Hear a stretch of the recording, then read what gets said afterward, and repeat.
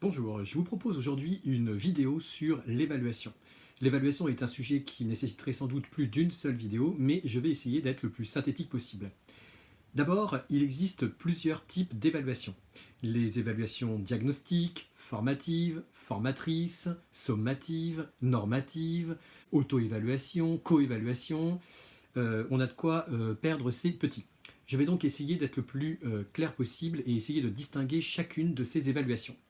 Commençons d'abord par l'étymologie du mot évaluation car elle est très intéressante et très éclairante. Évaluation est formée de deux mots latins qui est ex, le petit e de évaluation ex, et valuation qui signifie valeur. Alors, en fait compte, si on regarde l'étymologie du mot évaluation, ça signifie extraire de la valeur, donc extraire de la valeur d'un travail ou d'une production. C'est très intéressant de commencer par cette étymologie parce que on se rend compte qu'en France, il est quand même assez compliqué ou assez rare que les enseignants prennent soin d'abord de montrer ce qui vaut dans une copie. Vous le savez, on a plutôt l'habitude de prendre un stylo rouge et de signifier à celui qui a produit ce qui ne va pas. C'est-à-dire qu'on prend le stylo et on raye, on dit un point en moins, un point en moins, un point en moins. Et donc on n'extrait pas de la valeur, mais plutôt la non-valeur de la copie. Donc très intéressant de partir de cette étymologie pour comprendre déjà le sens de ce que pourrait signifier le mot évaluation. À partir de là, nous avons différents types d'évaluation possibles quand nous sommes enseignants et que nous agissons avec les élèves.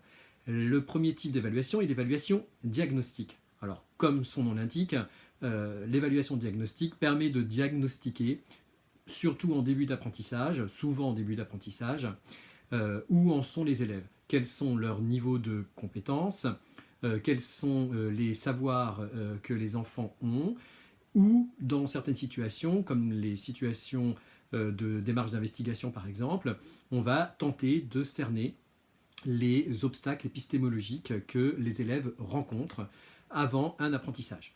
Donc par exemple, si on veut travailler sur la différence entre l'air chaud et l'air froid, eh bien on va faire une évaluation diagnostique qui va permettre de prendre conscience à la fois pour les élèves, mais aussi pour l'enseignant, mais aussi pour les élèves bien sûr, prendre conscience quels sont les obstacles qui empêchent de comprendre la différence qu'il peut y avoir entre l'air chaud et l'air froid. Donc les enfants vont par exemple formuler qu'ils considèrent que l'air chaud est plus lourd que l'air froid parce qu'ils ont entendu leurs parents dire « Oh là là, qu'est-ce qu'il fait lourd aujourd'hui quand il fait chaud ?» Ou bien ils ont entendu dire « Oh là là, le soleil est un soleil de plomb aujourd'hui, comme le plomb est lourd, et bien entendu, l'air chaud va être beaucoup plus lourd. » Sauf que d'autres enfants vont avoir d'autres idées, d'autres points de vue, d'autres avis, et là, les enfants vont considérer qu'il y a sans doute un problème. On peut considérer que toutes ces étapes où l'enfant prend conscience progressivement qu'il y a d'autres manières de concevoir un même sujet, est une évaluation diagnostique. L'évaluation diagnostique permet à l'enseignant de pouvoir anticiper ou programmer ou infléchir la façon dont il va faire les séances suivantes, puisque normalement il devrait faire ces séances en fonction des obstacles épistémologiques qu'il identifie dans les discours des enfants lors de l'évaluation diagnostique. Il existe aussi l'évaluation dite formative. Alors l'évaluation formative a plutôt lieu non pas en tout début d'apprentissage comme l'évaluation diagnostique, mais en cours d'apprentissage où on va, par étayage, par discussion avec l'enfant, en observant aussi ses actions, la façon dont il agit, la façon dont il parle, s'exprime, la façon dont il produit, eh bien on va donner des conseils à l'enfant, c'est-à-dire qu'on va lui permettre de pouvoir continuer à progresser en fonction des erreurs que l'enseignant identifie, en fonction des maladresses aussi que l'on peut voir dans la production qu'un enfant montre à l'enseignant. Donc ça c'est l'évaluation dite formative, c'est une action de formation définitive qui n'a d'autre intérêt que de montrer à l'élève que la voie qu'il est en train de prendre, quelle que soit la voie qu'il prenne d'ailleurs, n'est pas forcément la bonne ou la meilleure. Ça peut être des choses très simples. Un élève par exemple qui prend un compas et qui le prend mal dans sa main parce qu'il va prendre par exemple les deux branches pour pouvoir faire son cercle, eh bien, l'évaluation formative consistera simplement à dire à l'enfant, alors essaye de te rappeler la façon dont on a vu qu'il fallait prendre le compas, est-ce qu'il faut le prendre par les deux branches ou est-ce qu'il faut prendre plutôt en haut? On est dans une évaluation formative quand on est dans ce type d'action. Ou bien dire, est-ce que tu te souviens de la raison pour laquelle tu fais ce travail, quelles sont mes intentions ou quelles sont les intentions de ce travail, qu'est-ce que tu dois me montrer à travers ce travail. Tout ça fait partie aussi de l'évaluation dite formative. On voit ici dans l'évaluation formative que c'est l'enseignant qui est plutôt maître de la discussion et des orientations à prendre. Alors que dans l'évaluation formatrice, alors là c'est un peu différent, c'est l'élève qui est capable, seul et en autonomie, de prendre des décisions pour la suite de sa formation et de ses apprentissages. Prenons un exemple. Nous allons prendre l'exemple de la poésie. Vous avez un élève qui vous récite une poésie, vous avez une grille de critères, et à la fin de cette poésie, vous dites à l'enfant, écoute, voilà, le texte est bien su, il n'y a pas de problème là-dessus, je trouve que tu mets le ton, tu parles assez fort, néanmoins, attention, je trouve que tu ne regardes pas assez le public quand tu dis ta poésie. Ici, nous sommes dans une évaluation formative, c'est-à-dire qu'on va donner des orientations à l'élève en fonction de ce qu'on a identifié de sa production. Alors c'est une évaluation aussi parce qu'on a pris le temps d'abord de dire ce qui va, donc on donne de la valeur au travail de l'enfant, puis ensuite on lui donne des orientations pour la suite de son travail. Une évaluation formatrice, eh bien, c'est exactement la même situation, sauf que l'élève a les outils ou les moyens, on lui a donné les moyens en tant qu'enseignant de pouvoir se positionner et dire seul ce qu'il doit améliorer lors de la prochaine poésie.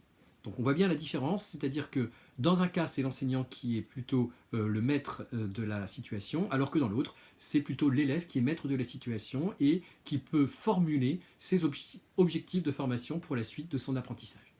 Donc voilà la différence entre évaluation formative et évaluation formatrice. Alors nous avons un autre type d'évaluation qui est très courant et dont on parle beaucoup, c'est l'évaluation sommative. Alors l'évaluation sommative intervient à la fin d'un apprentissage, à la fin d'un parcours, à la fin d'une séance, où on va réunir dans une seule production un grand nombre, une multitude de compétences et de savoirs que l'élève devra mobiliser dans le même temps. C'est pour ça qu'on appelle ça une évaluation sommative, en fait, puisque c'est la somme de tout ce que les élèves ont acquis lors d'un parcours d'apprentissage. Et puis là, on va voir, lors de l'évaluation sommative, s'il est capable de les utiliser, de les utiliser en synergie. L'évaluation sommative se traduit ou peut se traduire, mais pas nécessairement, par une note, et ce n'est pas la raison pour laquelle on l'appelle l'évaluation sommative, c'est pas parce qu'il y a une note, d'ailleurs il peut ne pas y avoir une note, mais la plupart du temps elle se traduit par une note, on pourra revenir là-dessus et sur l'intérêt d'une note dans des situations où on évalue des compétences d'élèves, mais ça peut se traduire aussi par une appréciation, par une couleur, par un jugement, par une lettre, peu importe. Quoi qu'il en soit, il s'agit, à travers l'évaluation sommative, d'apprécier la façon dont les élèves réinvestissent ce qu'on a pu transmettre lors de tout un parcours d'apprentissage. Alors, il y a aussi l'évaluation normative. L'évaluation normative est sans doute l'évaluation qui crée le plus de dégâts. L'évaluation normative consiste à évaluer les élèves non pas en fonction d'une norme que les enseignants se fixeraient, mais en fonction des meilleurs de la classe. Pour dire la chose autrement, ce sont les meilleurs de la classe qui, implicitement, fixent la norme que les élèves de la classe doivent atteindre. Donc, dans cette situation d'évaluation normative, bien entendu, les meilleurs auront une meilleure note et les moins forts auront une note plus basse. On pourrait penser que cette situation est parfaitement logique. En fait, elle est parfaitement injuste et inique. La meilleure des solutions, bien entendu, est de fixer un contrat avec l'ensemble de la classe et de dire vous êtes en CM1, vous êtes en CM2, vous êtes en 4e, vous êtes en 3e, peu importe la classe, voici le niveau de performance que vous devez atteindre quand vous êtes dans cette classe. Si le contrat est parfaitement fixé, quelle que soit la discipline et quelle que soit l'évaluation que l'on fait avec les élèves, tous les élèves qui atteignent les niveaux de performance qui sont énoncés dans le contrat, alors devraient avoir la meilleure note. Vous voyez, c'est-à-dire que quand on n'est pas dans l'évaluation normative, on est dans une évaluation dite par contrat, où on va fixer avec les élèves ce qu'ils doivent atteindre, ce qu'ils doivent faire pour qu'ils aient le meilleur résultat possible. C'est un contrat honnête, qui se contracte entre l'apprenant et l'enseignant. Alors que dans l'autre cas, eh bien, on ne fixe pas de limite. La limite, ça va être le ou les meilleurs élèves de la classe. Et on va trouver ça parfaitement juste de dire, eh bien, ceux qui iront le plus loin possible auront les meilleures notes, et ceux qui seront en dessous auront des notes moins bonnes, bien entendu. Si bien que très vite, les élèves sont fixés dans une case et ont bien du mal à sortir de cette case, puisque forcément, les meilleurs en début d'année risquent d'être toujours les meilleurs à la fin de l'année, et ceux qui ont le plus de difficultés risquent d'être toujours les mêmes à la fin de l'année. Alors que si on fixe le contrat qu'il faut atteindre, déjà c'est beaucoup plus clair pour tous les élèves, et les élèves peuvent savoir l'effort qu'il faut fournir, jusqu'où on doit aller, pour obtenir le meilleur résultat. Il ne s'agit pas de faire de l'évaluation qui tire tout le monde vers le bas en fixant un objectif le plus bas possible, bien entendu que non. On fixe l'objectif que les instructions officielles fixent, c'est-à-dire ce que les élèves doivent savoir dans chacune des classes dans lesquelles ils se trouvent. Donc l'évaluation normative a été beaucoup décrite aussi par André Antibi dans un livre qui s'appelle La constante macabre, où il montre que cette évaluation normative crée énormément de dégâts, et en particulier de l'échec scolaire. Donc je vous invite vraiment à aller sur Internet et de regarder de quoi il s'agit quand on parle de constante macabre. Donc voilà pour ce qui est de l'évaluation en général, celles qui sont les plus utilisées, donc l'évaluation diagnostique, l'évaluation formative, l'évaluation formatrice, l'évaluation normative malheureusement. Il existe d'autres évaluations comme l'auto-évaluation, à ne pas confondre avec l'auto-correction. Alors l'auto-évaluation, c'est la situation où les élèves ont les outils nécessaires pour pouvoir donner de la valeur à leur travail et se fixer ensuite des orientations pour la suite de leur formation. Donc ça ressemble à l'évaluation formatrice, bien entendu, ça ressemble parfaitement, et l'auto-évaluation est cette capacité à pouvoir donner d'abord de la valeur à son travail. Ce qui n'est pas forcément aisé pour chacun des élèves, puisqu'ils sont plutôt dans une culture où on va d'abord identifier ce qui ne va pas, de la même manière que ce que font les enseignants. Ensuite, la différence entre auto-évaluation et autocorrection, c'est que l'autocorrection, les élèves vont faire un exercice par exemple, ils ont des outils dans la classe qui leur permettent de voir l'écart qu'il y a entre les réponses qu'ils ont données et les réponses attendues, et peuvent, de la même manière que l'enseignant le fait avec son stylo rouge, barrer toutes les mauvaises réponses par exemple. Mais ici, il ne s'agit simplement que d'autocorrection, c'est-à-dire que l'élève, dans cette situation, ne se fixe pas d'objectifs supplémentaires, ne sait pas forcément la suite de son parcours, ni ce qu'il doit faire après pour s'améliorer. Il s'agit simplement de voir l'écart entre une norme et puis ce que l'enfant a produit. Il y a ensuite la co-évaluation, donc ça c'est pas très compliqué. La co-évaluation, c'est la même chose que l'auto-évaluation, mais à plusieurs. C'est-à-dire que les élèves vont demander donc à un autre élève de pouvoir apprécier le travail qu'ils ont fait, cet autre élève étant la plupart du temps des élèves dits experts, des élèves qui sont déjà passés par cet apprentissage-là, et auquel cas ils peuvent à plusieurs donner de la valeur au travail qui est fourni et donner aussi des objectifs pour la suite de l'apprentissage. Je pense qu'il est c'est le moment de pouvoir clarifier tout de suite la différence qui existe entre le contrôle et l'évaluation. J'ai donné déjà quelques petites pistes en fait au travers de mon intervention. Mais un contrôle, c'est identifier l'écart qu'il y a entre ce qu'un élève a produit et ce qu'on espère que l'élève produise. Donc en fait, ce qu'on espère que l'élève produise, c'est la norme que l'on voudrait que les élèves atteignent, et ce que l'élève a produit. Alors vous voyez bien que quand je fais ces gestes-là, on voit qu'il y a souvent un écart négatif entre ce qu'on espère qu'ils produisent et ce que les élèves ont réellement produit. Si bien que dans une situation de contrôle, on va enlever les points, c'est-à-dire qu'on va identifier ce qui ne va pas, et donc on va avoir une évaluation dite négative pour identifier l'écart entre ce qu'on espérait et ce que l'élève a réellement produit. Donc là, on est plutôt dans le contrôle. Le contrôle est plutôt objectif, dans ce sens où on a objectivé un objet, on a réalisé un objet qui est valable pour n'importe quelle classe, par exemple de CM2, de CP, de CE1 ou de 6e, peu importe. C'est-à-dire qu'on a identifié ce que les élèves devaient savoir. Donc on a un objet extérieur valable pour toutes les classes. Donc c'est en ce sens qu'on peut dire que le contrôle est objectif. Et ensuite, on va faire une évaluation dite négative, c'est-à-dire qu'on va évaluer l'écart qu'il y a entre ce que l'élève a produit et ce qu'il aurait dû produire. Dans une situation d'évaluation, c'est tout autre chose. L'élève produit toujours quelque chose, ça c'est clair, mais l'attitude que l'enseignant va avoir, ou que l'élève va avoir lui-même, si on est dans la situation d'auto-évaluation ou d'évaluation formatrice, eh bien, on ne va pas identifier l'écart qu'il y a entre ce que l'élève a produit et ce qu'il aurait dû produire, mais l'écart qu'il y a entre ce que l'élève a produit et ce qu'il a produit antérieurement. C'est-à-dire qu'on va donc donner de la valeur à ce que l'enfant a produit en disant « voilà ce que tu as produit antérieurement, lors d'une évaluation diagnostique par exemple, ou lors d'autres productions que l'élève aurait faites antérieurement, et on va identifier l'écart. Voilà ce que tu as produit lors de ta poésie il y a un mois, voilà ce que tu produis aujourd'hui, et bien voici l'écart. Voilà, et cet écart, en général, eh bien, on est dans une évaluation dite positive, parce qu'on espère, ou la plupart du temps, il y a progrès. Surtout si on fixe des objectifs réalisables pour l'enfant entre le moment où il produit quelque chose et le moment où il va produire à nouveau quelque chose. Un peu plus tard, eh bien, il y aura nécessairement, ou quasiment nécessairement, progrès.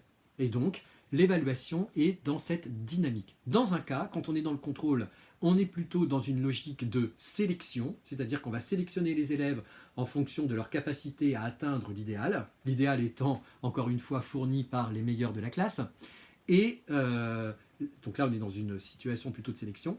Et quand on est dans une situation d'évaluation, alors on est plutôt dans une situation dite de formation. Et ça tombe bien, puisque c'est exactement ce qu'on nous demande dans le socle commun de compétences, de connaissances et de culture. L'évaluation est donc subjective. Et oui, subjective, c'est plutôt étonnant d'entendre ça, mais subjective dans ce sens où l'évaluation s'adapte à chacun des sujets de la classe. C'est-à-dire qu'elle est propre à chacun, l'évaluation. Elle n'est pas propre à une classe tout entière, mais propre à chacun des sujets. Donc, l'évaluation est subjective. Concernant l'évaluation, il y a un invariant, quelles que soient les définitions que vous lirez chez les auteurs, que ce soit chez Charles Hadji, que ce soit chez Pernoud, que ce soit chez Mérieux, vous avez toujours un invariant qui est le suivant. C'est que les élèves produisent de l'information quand ils réalisent une production, et cette information, et c'est là où est l'invariant, donne des indications pour la suite de la formation de l'élève qui est en train d'apprendre. Ça donne de l'information pour prendre des décisions. Or, le problème, c'est que lorsque vous faites du contrôle, eh bien, la plupart du temps, les enseignants vont dire, par exemple, eh bien, j'ai fait un contrôle sur le périmètre, voilà, c'est fait, j'ai un programme, donc la suite du programme, c'est de travailler sur les aires, et donc, la semaine prochaine, nous allons commencer une séquence sur les aires. Vous voyez que dans cette situation où on va de contrôle en contrôle sans revenir dessus, eh bien, on n'est absolument pas du tout dans ce qui est la logique d'une évaluation, puisque l'invariant, c'est que l'élève produit de l'information qui vous donne des indications sur la suite à prendre ou sur sur la suite à réaliser pour l'apprentissage de l'élève. Enfin, je voudrais terminer sur un texte que j'ai trouvé sur Eduscol et qui est très éclairant sur la manière dont l'évaluation est en train d'évoluer dans les écoles. Ce texte commence par cette phrase que je vais ensuite commenter. L'évaluation des acquis des élèves doit partir du quotidien de la classe pour observer et évaluer les progrès des élèves, tout en fixant des situations d'évaluation à certains moments précis et en gardant toujours la perspective d'une évaluation constructive.